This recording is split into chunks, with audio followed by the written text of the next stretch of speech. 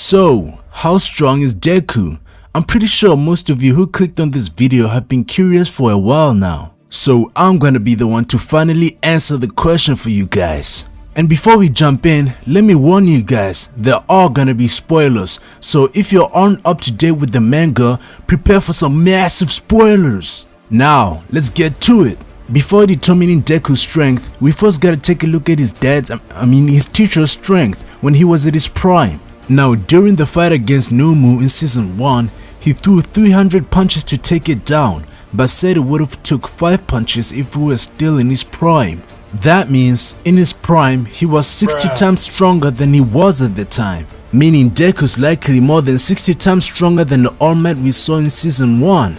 But we can't just look at his strength alone, cause there's no way the main character's gonna have one quirk while people like Todoroki are walking around with 2. We also gotta look at his quirks: Float, Smoke Screen, Fajin, Black Whip, and Danger Sense. Man, if that doesn't scream Spider-Man, I don't know what does. Come on, Horikoshi, we know Spider-Man is your favorite Marvel hero, but this is kinda ridiculous. But I gotta admit, having multiple quirks is pretty cool. Means we get to see Deku do other things besides kick and punch. At this point, All Might's all news. Let's break down what each quirk does to get an idea of what Deku is capable of. First up, we got Float. The wielder gets to, well, float. Pretty simple if you ask me. How All Might's former mentor was supposed to fight against All For One with this quirk is beyond me. Then we got Smoke Screen, another simple but useful quirk that allows the user to create a dense smog that emanates from the body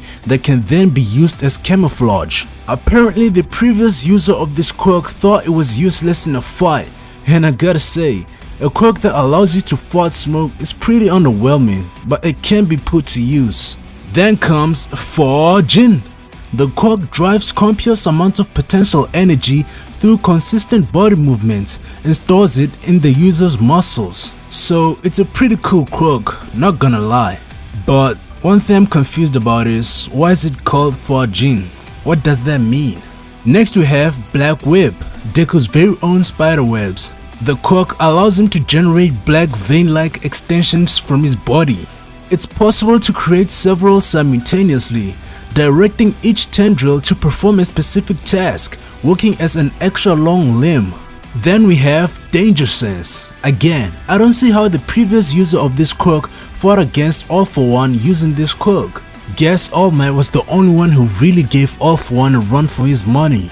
Danger Sense warns the user of any imminent threats in their immediate vicinity. Akin to Spider-Man's iconic Spider Sense, this quirk picks up on any evil thoughts by presumably scanning people around the user. And those are all the quirks Deku gained besides One For All. If you combine all those quirks together, as well as take into consideration that One For All got stronger after getting transferred to Deku, we can say most definitely Deku's probably stronger than the top heroes, but I still think he needs more experience before actually mastering his quirks. Currently, Deku is able to use 100% of his power, meaning if we were to compare his to All Might's most powerful attack, the United States of Smash, he would be able to punch more than an estimate worth of 129.86 tons of TNT. Meaning Deku is a walking bomb with a speed of about 560 miles per hour.